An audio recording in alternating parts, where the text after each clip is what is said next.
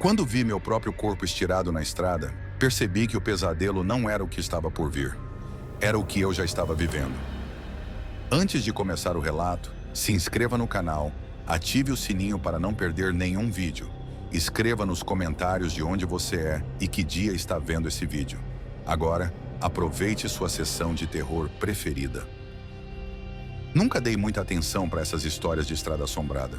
Meu pai sempre dizia que medo era coisa de quem tem a consciência pesada.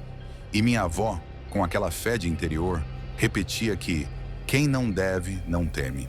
Cresci acreditando nisso. Motorista de aplicativo há quase 2 anos, já tinha visto de tudo nas madrugadas de São Vicente. Bêbados, gente chorando no banco de trás, casal brigando, até tentativa de assalto.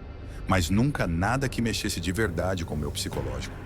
Até a tal da Estrada 33. O primeiro chamado foi numa sexta-feira, quase 3 da manhã. Um lugar no meio do nada, um acostamento mal iluminado entre os quilômetros 12 e 13 da Estrada 33. Não era um trecho que eu costumava pegar, mas a corrida pagava bem. Quando estacionei, o passageiro já estava de pé, do lado da estrada, como se soubesse exatamente a hora que eu chegaria.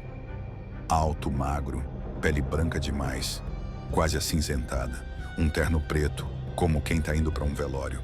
Não disse muita coisa, só entrou no banco de trás e falou, com uma voz rouca, quase um sussurro: cemitério municipal. Não questionei, só liguei o carro e fui. O estranho foi o cheiro, uma mistura de terra molhada com ferro, mas achei que fosse coisa da minha cabeça. Ao chegar, virei para avisar que tínhamos chegado, e o banco estava vazio. Na hora, ri nervoso. Pensei que ele tinha saído sem eu perceber, talvez enquanto eu manobrava. Revisei o carro, olhei no retrovisor, no banco do passageiro. Nada. Fiquei com aquele gosto amargo de confusão na boca, mas segui a vida. Era só cansaço, eu dizia a mim mesmo. Madrugadas mal dormidas, café demais, imaginação de menos. Na segunda vez, 2 semanas depois, o mesmo ponto. Mesma hora, mesmo homem, mesmo destino. Dessa vez, durante o trajeto, tentei puxar a conversa. Perguntei se ele morava ali perto, se trabalhava de madrugada também. Mas ele só respondeu com um silêncio incômodo. Os olhos que eu conseguia ver pelo retrovisor pareciam fundos demais, como se não tivessem cor. Chegamos ao cemitério e, mais uma vez, banco vazio. Comecei a evitar rodar naquele horário. Recusava as corridas que apareciam perto da Estrada 33.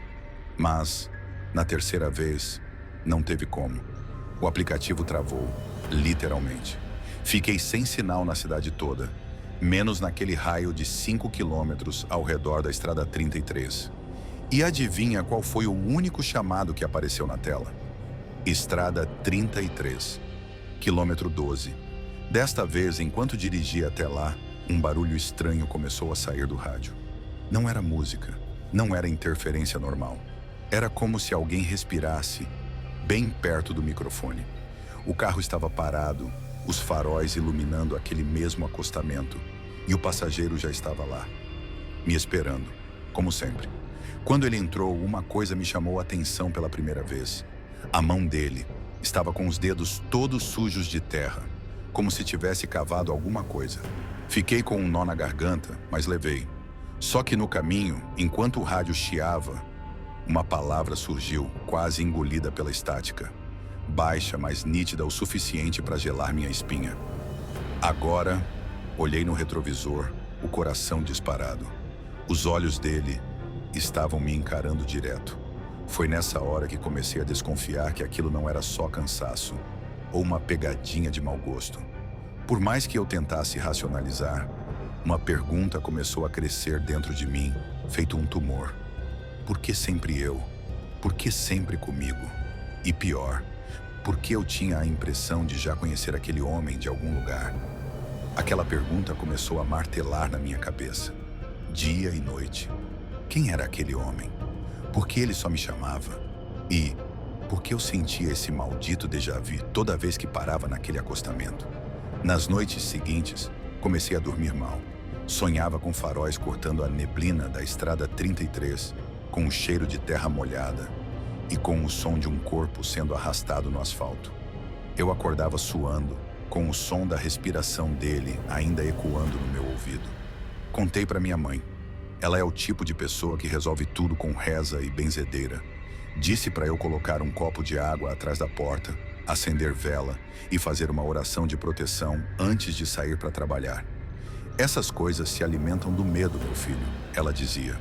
Mas a verdade é que o medo já tinha virado parte de mim. Mesmo evitando o aplicativo por uns dias, quando decidi voltar a trabalhar, adivinha qual foi a primeira corrida que apareceu? Nem precisei olhar o endereço completo. Bastou ver, Estrada 33. Pensei em recusar, mas por alguma razão que eu não sei explicar, aceitei. Como se algo dentro de mim já soubesse que, se eu não fosse até lá, ele ia dar um jeito de me encontrar em outro lugar. Naquela noite peguei o carro e fui. No caminho, mais sinais estranhos. O rádio agora só pegava estática, independente da estação. O GPS travou com a rota fixa para um só destino: cemitério municipal, mesmo sem eu digitar nada. E o pior, os postes de luz na estrada começaram a apagar um por um, como se fossem engolidos pela escuridão à medida que eu avançava. Quando cheguei no ponto, ele já estava lá, mesmo terno, mesmo rosto pálido.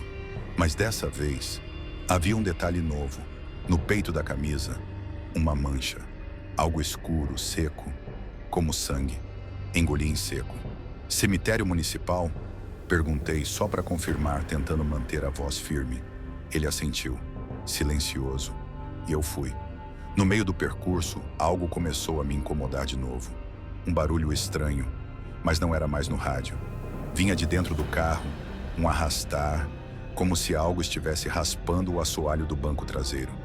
Olhei pelo retrovisor e pela primeira vez ele não estava sentado como antes. Estava inclinado para frente, muito perto da minha nuca, como se quisesse sussurrar alguma coisa. Meu coração disparou. Tentei me concentrar na estrada, mas algo me obrigou a olhar de novo.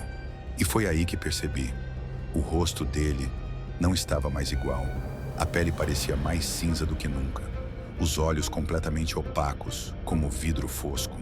E a boca parecia querer se abrir, mas era como se estivesse costurada.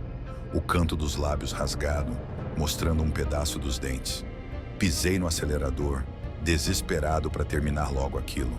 Ao chegar no cemitério, parei o carro de supetão. Virei para trás, pronto para expulsar aquilo dali. E claro, o banco estava vazio, mas dessa vez algo ficou.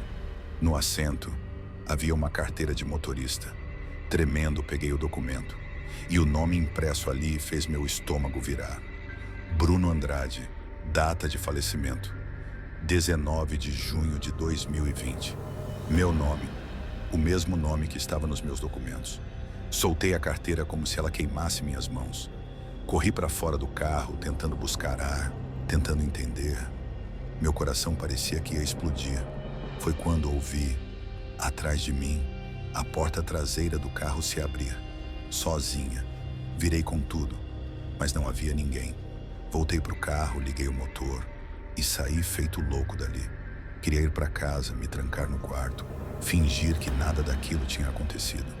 Mas aí, percebi, por mais que eu dirigisse, só voltava para um lugar: a Estrada 33. Eu fazia curvas, pegava saídas diferentes, rodava por bairros que eu conhecia de cor, mas toda vez que piscava, lá estava ela de novo.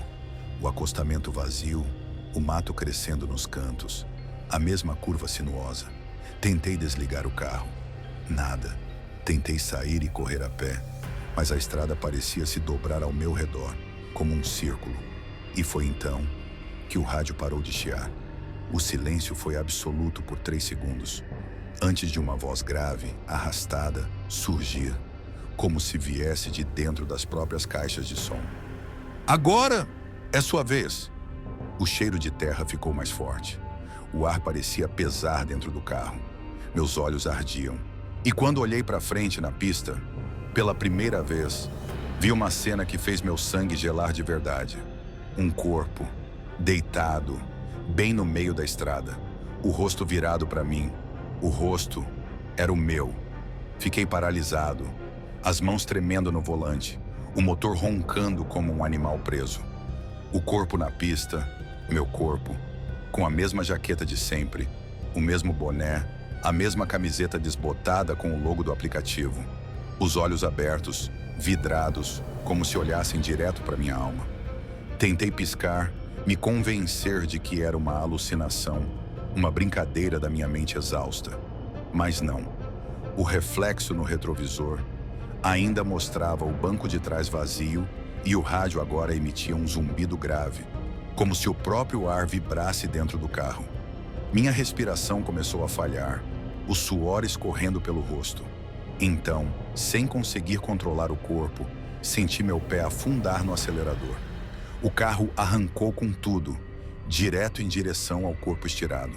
Gritei, um grito que rasgou minha garganta. Tentei puxar o volante, frear, qualquer coisa.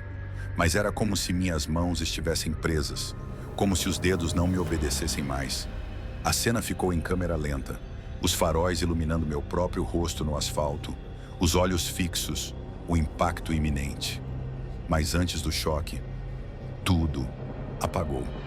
Quando abri os olhos de novo, estava parado, no mesmo acostamento da Estrada 33, o carro desligado, silêncio absoluto. Olhei ao redor. Nenhum sinal de corpo na pista, nenhum arranhão no capô. Por um instante, achei que tinha sonhado, um pesadelo dentro de outro. Mas então, o celular vibrou no meu bolso. Peguei o aparelho com as mãos ainda trêmulas.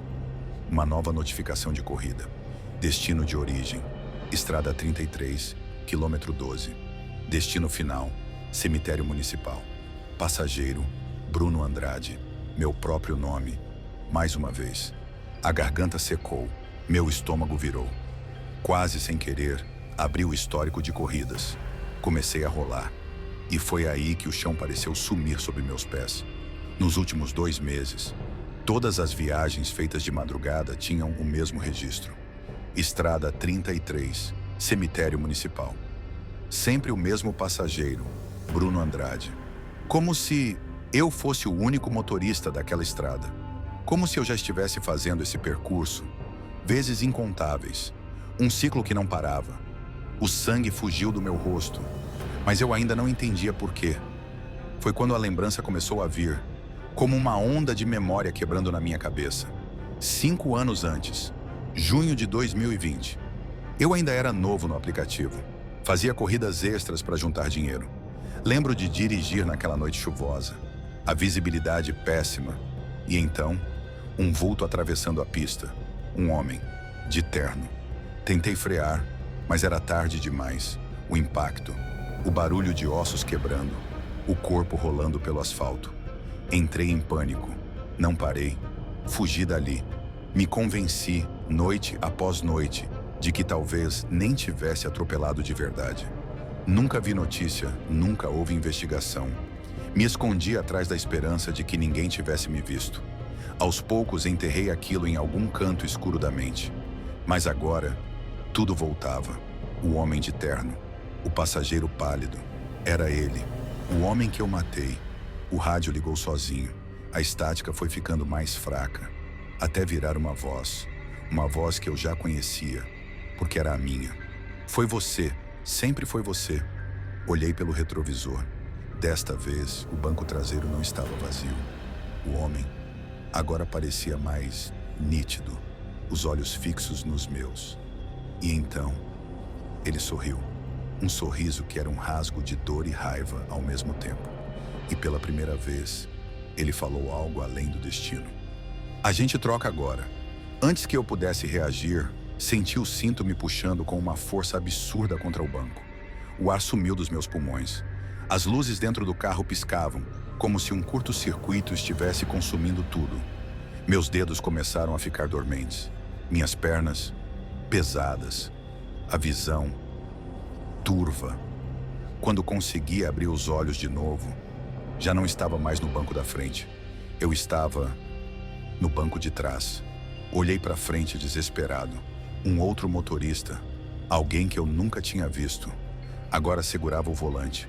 Jovem, distraído, parecia não perceber minha presença. Ele olhou no celular, aceitou a corrida E lá estava o endereço. Estrada 33, cemitério municipal. Tentei gritar, bater no banco, mas nada. Minha voz não saía. Só pude observar, impotente, enquanto o carro arrancava, de novo, voltando para a estrada, repetindo tudo mais uma vez. E foi aí que eu entendi. Aquela pergunta que me perseguiu desde o começo, que me corroeu por dentro. Por que sempre eu? A resposta era simples. Porque agora eu era o passageiro. Está gostando do vídeo? Deixe seu comentário. Seu apoio é muito importante para o canal. Agora vamos para o próximo relato.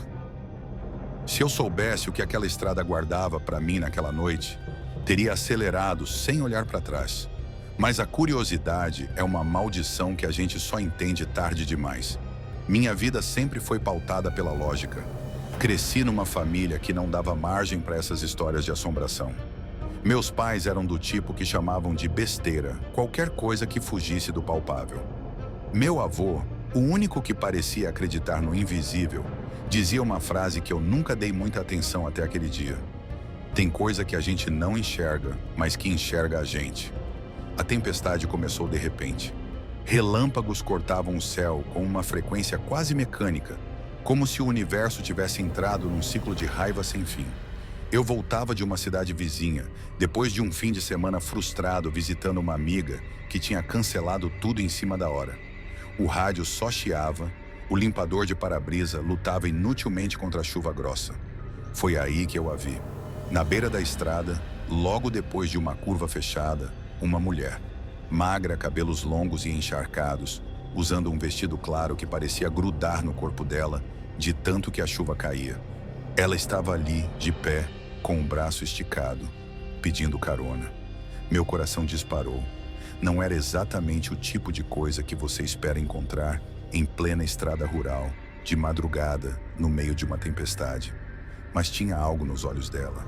Um vazio, ou talvez um desespero, que me fez parar o carro. Ela entrou sem dizer uma palavra. Apenas sentou no banco do carona e cruzou os braços como se o frio fosse o menor dos problemas dela. Tentei puxar conversa. Perguntei se estava bem, se queria que a deixasse em algum lugar específico. Nada. Ela só encarava o para-brisa como se enxergasse alguma coisa além da cortina de chuva. Por uns bons minutos, a única coisa que ouvíamos era o barulho do motor e o bater da chuva no teto. Eu notei que o ar dentro do carro ficou pesado, como se o oxigênio tivesse engrossado. Foi quando chegamos perto da ponte. Ela, até então imóvel, levantou o braço de repente e apontou na direção do rio que corria logo abaixo. E então disse, com uma voz que parecia vir de um lugar muito distante: "Foi ali que eu morri." Na hora, o reflexo me fez virar o rosto para ela. Mas o banco do carona estava seco, sem nenhuma marca, sem um só pingo de água. Meu estômago revirou, meu peito travou.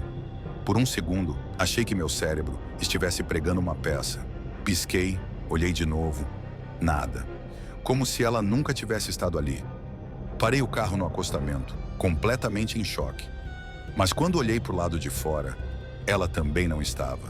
Fiquei alguns segundos ali, com as mãos tremendo no volante, tentando entender o que tinha acabado de acontecer. A chuva ainda caía com força, e a ponte à frente parecia um portal escuro para alguma coisa que eu não queria atravessar. Meu primeiro impulso foi ligar o carro e ir embora dali o mais rápido possível. Mas tinha uma coisa martelando na minha cabeça. Como assim ela sumiu?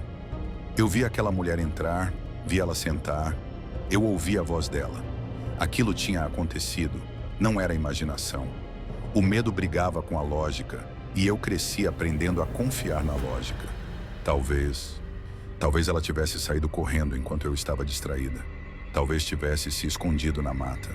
Talvez... Respirei fundo, peguei o celular e apontei a lanterna para os arredores.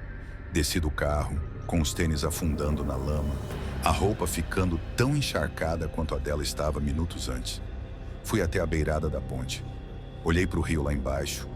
Água escura, revolta, com galhos e folhas descendo com a correnteza. Nada. Nenhum sinal de gente alguma. De volta ao carro, o banco do carona continuava seco como o deserto. Nem um fio de cabelo, nem um vinco na roupa de couro, como se ela nunca tivesse existido.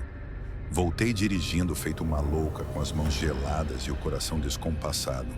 A cada relâmpago que iluminava a estrada, meu olhar ia direto para o banco ao lado, esperando, sei lá, vê-la de novo ali, do nada. Quando finalmente cheguei em casa, joguei as chaves em cima da mesa e fui direto para o banheiro. Me encarei no espelho. Eu estava pálida, os olhos arregalados, como se tivesse envelhecido uns 5 anos naquela noite. Tentei dormir, mas cada vez que fechava os olhos, ouvia a voz dela ecoando na minha cabeça. Foi ali que eu morri. Na manhã seguinte, o céu estava limpo. Um contraste cruel com a noite anterior. A estrada parecia outra, quase acolhedora sob o sol. Mas a sensação no meu peito continuava a mesma. Uma ânsia, um peso, uma pergunta que não me deixava em paz. Quem era aquela mulher? Peguei o carro de novo, como se alguma parte de mim precisasse de uma resposta. Dirigi até a mesma estrada, com os olhos atentos a cada metro. Quando cheguei perto da ponte, estacionei no acostamento e desci. Foi aí que vi. Do outro lado do guardrail, no meio do mato, havia uma cruz de madeira. Gasta pelo tempo, meio torta, mas ainda de pé. Tinha flores murchas na base e, preso nela com um plástico meio amarelado, estava o que parecia uma foto 3x4. Meu coração parou. A foto era dela. A mesma mulher que entrou no meu carro. Me ajoelhei ali, como se minhas pernas não tivessem mais força. Debaixo da foto, um nome: Camila Duarte, e uma data: 19 de junho de 2015. Exatamente 10 anos atrás. Exatamente o mesmo dia, a mesma noite, a mesma tempestade. Fiquei olhando aquilo, tentando conectar as peças que não faziam sentido. Me lembrei das histórias que o meu avô contava quando eu era criança. Ele sempre falava que existem lugares marcados, onde o tempo fica preso como um eco. Onde quem morre de forma violenta, de forma injusta, não consegue ir embora de verdade. Na época, eu ria. Hoje, o riso tinha virado um nó na garganta. E então, como se o universo ainda não tivesse terminado de me empurrar para o fundo desse abismo, ouvi passos atrás de mim. Virei de supetão, mas claro, não tinha ninguém. Ou pelo menos, era isso que eu queria acreditar.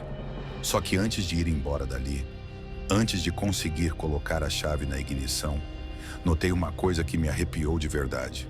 No vidro lateral do meu carro, na parte de dentro, havia marcas, como se dedos molhados tivessem passado por ali. 4 arranhões longos, descendo lentamente, como se alguém tivesse arrastado a mão, do teto até a maçaneta. Por alguns segundos eu fiquei ali, parada ao lado do carro, encarando aquelas marcas no vidro, como se aquilo fosse a única coisa que existisse no mundo. Minhas pernas tremiam, minha respiração era rasa, e tudo em mim gritava para ir embora dali de uma vez. Mas você já teve aquela sensação de que, se não entender o que está acontecendo, aquilo vai te seguir para sempre? Foi exatamente isso que me prendeu ali.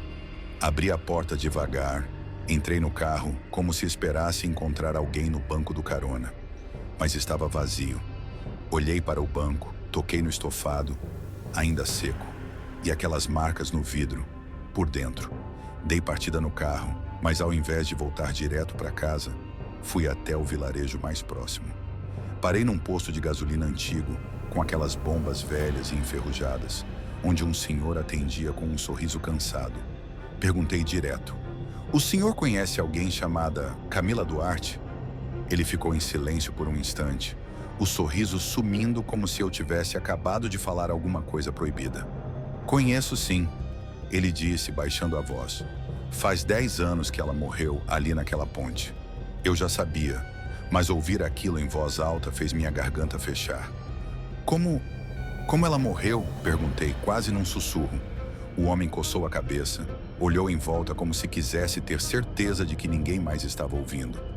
"Dizem que ela estava voltando de uma festa na cidade, noite de tempestade, perdeu o controle do carro e caiu no rio. Nunca conseguiram achar o corpo dela. Só o carro. Dias depois, encalhado num trecho mais raso. Desde então, todo ano, na mesma noite, tem gente que diz que vê uma mulher na estrada, pedindo carona. Ele parou por uns segundos, me encarando. E quem para? Bom, acontece o que aconteceu com você. Minha boca secou. Como assim? Ele respirou fundo, como se já tivesse contado aquela história mais vezes do que gostaria. Sempre é igual. Ela entra no carro, fica em silêncio, até a ponte. Aí ela aponta para o rio, diz a mesma coisa e depois some. Meu estômago deu um nó. Cada detalhe batia com o que eu vivi. Mas por quê? Perguntei sem conseguir esconder o desespero na voz. Por que ela faz isso? Por que eu? O homem deu um meio sorriso triste. Vai ver. Ela só quer que alguém saiba que ela ainda está ali. Voltei para casa como quem carrega um fardo. Não dormi naquela noite, nem na seguinte. As marcas no vidro do carro continuavam lá, como cicatrizes de um momento que eu nunca conseguiria apagar. Nos dias que se seguiram, a curiosidade virou obsessão. Passei horas vasculhando notícias antigas. Encontrei matérias de jornal com a foto dela, relatos de buscas no rio, depoimentos de amigos, todos descrevendo Camila como uma garota sorridente, cheia de vida, que simplesmente desapareceu numa noite de tempestade. Fui até a casa onde ela morava, conversei com a mãe dela, uma senhora de olhar perdido que ainda deixava a luz da varanda acesa todas as noites, esperando. E aí, numa dessas madrugadas em que o sono me escapava como areia entre os dedos, sentei na sala, com a TV ligada em um volume baixo só para fazer companhia para o silêncio. Foi quando meu celular vibrou, uma mensagem de número desconhecido. Você me viu? Meu corpo congelou. Abri a mensagem, reli, e antes que pudesse reagir, outra chegou. Agora você sabe. Levantei devagar, como se qualquer movimento brusco pudesse desencadear alguma coisa que eu não conseguiria controlar. Fui até a janela e olhei para a rua. Não tinha ninguém. Mas então, quase como num sussurro vindo de dentro da minha cabeça, entendi. Ela não queria me assustar, não queria me machucar. Ela só queria ser vista, ser lembrada, ter sua história contada de novo. 10 anos presa entre o momento da morte e a lembrança das pessoas. O ciclo tinha se repetido com tanta gente, mas dessa vez, era como se ela tivesse escolhido alguém que realmente fosse ouvir. Alguém que não ia simplesmente esquecer. No fundo, tudo o que ela queria era que, finalmente, alguém soubesse que naquela ponte, naquela noite, naquela tempestade, ela nunca foi embora. Antes de irmos para o próximo relato, não esqueça de deixar o like e se inscrever no canal. É um prazer ter você aqui. Agora curta o momento ouvindo o próximo relato. Eu sempre achei que medo era coisa de criança. Medo do escuro, de fantasmas, de coisas que a gente não vê. Meu avô costumava dizer que quem trabalha de noite tem que fazer amizade com as sombras, porque a cidade muda depois que o último comércio fecha e as luzes ficam mais espaçadas nas ruas. Eu cresci com essa ideia. Cresci achando que o turno da madrugada era só silêncio, bêbados e gente atrasada da vida. E por muito tempo, foi só isso mesmo. Trabalhar como cobrador na linha 307, a linha noturna que cruzava bairros industriais até a periferia, era rotina. O cheiro de diesel, o rangido das portas pneumáticas, o balançar monótono nas curvas. Minha vida era um ciclo de troco contado, conversas rápidas com motoristas e cochilos entre um ponto e outro. Mas teve uma coisa que começou a me incomodar. Algo pequeno no começo, quase imperceptível.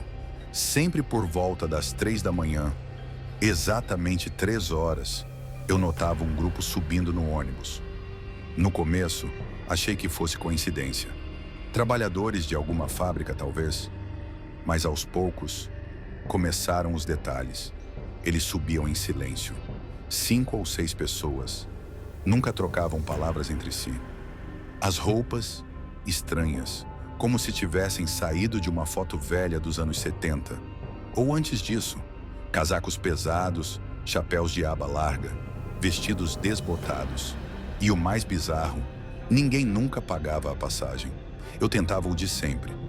Boa noite. Passagem? Nada. Olhavam para frente, com aqueles rostos pálidos, meio cinzentos, como se estivessem cobertos por uma camada de poeira. Os olhos, vazios, fixos em algum lugar que eu nunca conseguia adivinhar. Comecei a perguntar para o motorista, mas ele sempre desconversava. Um homem calado, já velho de estrada. Gente da noite é assim mesmo, ele dizia. Mas quanto mais os dias passavam, mais eu percebia um padrão. Eles sempre entravam no mesmo ponto. Uma rua mal iluminada, perto de um terreno baldio. Um lugar que, confesso, eu nunca tinha notado durante o dia. E tinha outro detalhe. O ar dentro do ônibus mudava quando eles subiam. Um cheiro, como de jornal molhado ou madeira velha. Uma friagem que parecia escorrer pelas janelas, mesmo nas noites abafadas de verão. Comecei a evitar olhar para eles, mas era como se eles soubessem. Toda noite, quando eu tentava ignorar, sentia aqueles olhos fixos em mim, mesmo que minha cabeça estivesse virada para o outro lado. Teve uma noite, mais ou menos uma semana depois, que comecei a prestar atenção de verdade, que eu juro ter ouvido algo. Enquanto o ônibus seguia seu caminho, alguém ou alguma coisa sussurrou meu nome, baixo, arrastado. Lucas.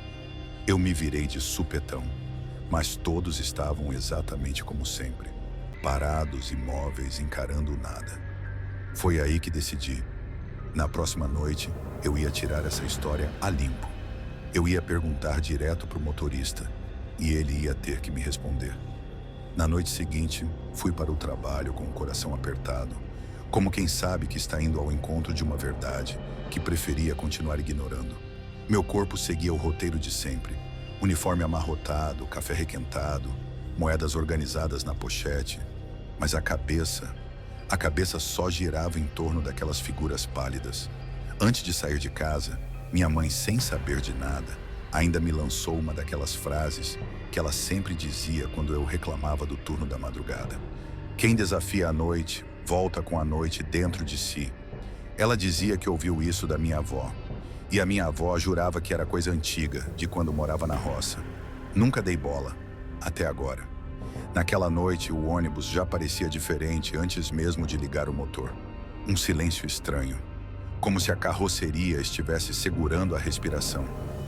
Durante as primeiras horas, tudo seguiu igual. Passageiros comuns, alguns trabalhadores sonolentos, casais discutindo baixo, gente com fones de ouvido. O tipo de solidão que eu já conhecia. Mas conforme o relógio foi se aproximando das 3, meu peito começou a apertar. As ruas foram ficando mais desertas. O motor parecia mais barulhento. E cada parada parecia durar segundos a mais do que o normal. E então, lá estava o ponto. O mesmo terreno baldio, a mesma lâmpada amarelada tremendo no poste. E eles, surgindo como sempre. Primeiro o homem de sobretudo, depois a mulher de vestido longo. E os outros atrás, saindo das sombras como se brotassem do chão. Dessa vez fiquei em pé perto da catraca. Esperei o último deles subir. E com a voz mais firme que consegui reunir, encarei o motorista. Ei, posso falar com você? Agora! Ele me lançou aquele olhar de canto, cansado, como se soubesse que eu ia perguntar aquilo mais cedo ou mais tarde. Não parou o ônibus. Não tirou as mãos do volante. Você já sabe o que vai perguntar, ele disse baixo com a voz rouca. Por que... Minha garganta falhou. Por que você para nesse ponto toda noite? Se eles nunca pagam, quem são essas pessoas? Ele respirou fundo. Demorou para responder. Essa linha é deles. Sempre foi. O jeito que ele falou, como se fosse uma sentença, me fez gelar da cabeça aos pés. Minha mente tentava buscar alguma explicação lógica. Pegadinha? Alucinação? Uma tradição bizarra dos motoristas mais antigos? Mas algo dentro de mim já sabia. Não era nada disso. Como assim? Deles? Que porcaria de resposta é essa? Minha voz saiu mais alta do que eu queria. Alguns passageiros, os poucos vivos e normais, olharam assustados. Mas eles, os de sempre, os pálidos, nem se mexeram. Foi quando decidi que ia descer. Não ia continuar naquele ônibus. Na próxima parada, eu sairia. Simples assim. Mas quando o próximo ponto chegou, o ônibus não parou. Puxei a cordinha. 2 vezes. 3. O som da campainha ecoou, mas o motorista manteve os olhos na estrada, como se estivesse hipnotizado. Ei, por que você não parou? Gritei. Ele apenas murmurou. Agora não dá mais. O que ele queria dizer com aquilo? Olhei pela janela. As ruas não eram mais as mesmas. Nenhuma esquina me era familiar. O caminho parecia distorcido. Casas baixas e velhas que eu nunca tinha visto. Postes sem lâmpadas. Calçadas rachadas. Como se estivéssemos cruzando uma parte da cidade que não existia de dia. Os outros passageiros comuns começaram a perceber também. Uma senhora levantou-se, perguntando alto se estávamos fora da rota. Um rapaz jovem veio até mim assustado. Cara, onde a gente tá? Por que ele não para? Eu não tinha resposta. Os vivos estavam em pânico. Os outros continuavam imóveis. Mas algo neles começou a mudar. Primeiro foi o cheiro, o mesmo de madeira podre, só que agora mais forte, como umidade presa por anos. Depois, os movimentos, pequenos, discretos, mas estavam lá, mãos tremendo levemente, pescoços virando alguns graus a mais do que o normal, como se os ossos fossem de borracha. Eu tremia. As moedas na minha pochete chacoalhavam com o balanço do ônibus, mas o som parecia abafado, distante. Para esse ônibus! Alguém gritou lá do fundo, mas o motorista só mantinha o olhar fixo adiante, as mãos cravadas no volante. E então, depois de muitos minutos que pareceram horas, o ônibus virou numa rua que eu juro por tudo que é mais sagrado. Nunca existiu naquele bairro. O asfalto acabou. Seguimos por um chão de terra, cheio de buracos. O veículo balançando violentamente, até que o farol dianteiro iluminou algo que me fez esquecer de respirar. Um terminal, ou o que sobrou de um. Estruturas metálicas enferrujadas, placas caídas, bancos quebrados, mato crescendo por todo lado. O letreiro na entrada, torto, quase ilegível, mas dava para reconhecer o suficiente. Terminal Santa Helena. Meu sangue gelou. Santa Helena foi desativado há mais de 20 anos, depois de um incêndio que matou dezenas de pessoas. Meus avós falavam desse lugar como uma maldição. Diziam que ninguém passava perto, nem de dia. O ônibus parou, motor desligado. Silêncio. Os passageiros comuns começaram a levantar em desespero, mas os pálidos também se levantaram. Pela primeira vez em todas aquelas madrugadas, eles quebraram a imobilidade. Viraram-se, todos ao mesmo tempo. Os olhos agora negros, fundos, como se o rosto fosse só uma máscara mal encaixada. E começaram a vir na minha direção. Eles vinham em minha direção, aqueles seres pálidos com olhos escuros e vazios, agora movendo-se de um jeito estranho, quase flutuando, enquanto o terminal abandonado exalava um silêncio pesado, sufocante. O ar parecia congelar ao meu redor. Cada passo deles fazia o chão tremer dentro da minha cabeça. Eu queria correr, gritar, fazer qualquer coisa para fugir daquela situação. Mas estava paralisado, como se uma força invisível segurasse meu corpo contra o banco do ônibus. Minhas mãos suavam frio e o som do motor desligado reverberava no espaço vazio ao redor. Foi quando, de repente, uma voz, a do motorista, que antes tinha falado com aquela calmaria estranha, que parecia carregada de anos de segredos, quebrou o silêncio. Eles nunca foram passageiros comuns. Eles são os primeiros, a alma da linha, a essência da noite. Olhei para ele, que agora parecia outro homem, mais velho, com olhos cansados e pesarosos. Eu não entendo, consegui dizer, tentando recuperar o fôlego. Essa linha, ele continuou, não foi feita para levar pessoas nem para juntar histórias quaisquer. Foi feita para levar os que ficaram presos no tempo, que não conseguiram partir, e voltam todas as noites, às 3, para lembrar e manter viva a memória da tragédia que aconteceu aqui. Minha mente viajou para as histórias que ouvira quando criança, contadas pelos meus avós. Histórias de acidentes, de incêndios e desaparecimentos misteriosos. A lenda do terminal Santa Helena sempre fora envolta em uma aura de medo e respeito. Um lugar que ninguém devia mencionar depois do anoitecer. O motorista continuou. Há mais de 20 anos, uma linha de ônibus pegou fogo aqui. Ninguém sobreviveu. Todos esses que você vê, eles são os passageiros daquela noite. Perdidos, presos, tentando voltar para casa. Mas o ônibus que você guia não é apenas um veículo. É um elo, uma passagem. Eu senti um nó na garganta. A ficha caiu. Não eram fantasmas no sentido comum. Eles eram pedaços de uma tragédia que se recusava a ser esquecida. Pedaços de histórias interrompidas, aguardando para que alguém contasse a verdade. De repente, um deles, o homem de sobretudo, parou a poucos metros de mim. Seu rosto pálido parecia mais real do que nunca. Os olhos antes vazios, agora transbordavam uma tristeza que me cortava o peito. Foi quando ele falou, não com voz, mas diretamente em minha mente. Lembre-se de nós. Conte nossa história, para que ninguém mais desapareça na noite. O ônibus parecia vibrar como se estivesse vivo. E a névoa ao redor começou a se dissipar, revelando novamente as ruas familiares da cidade.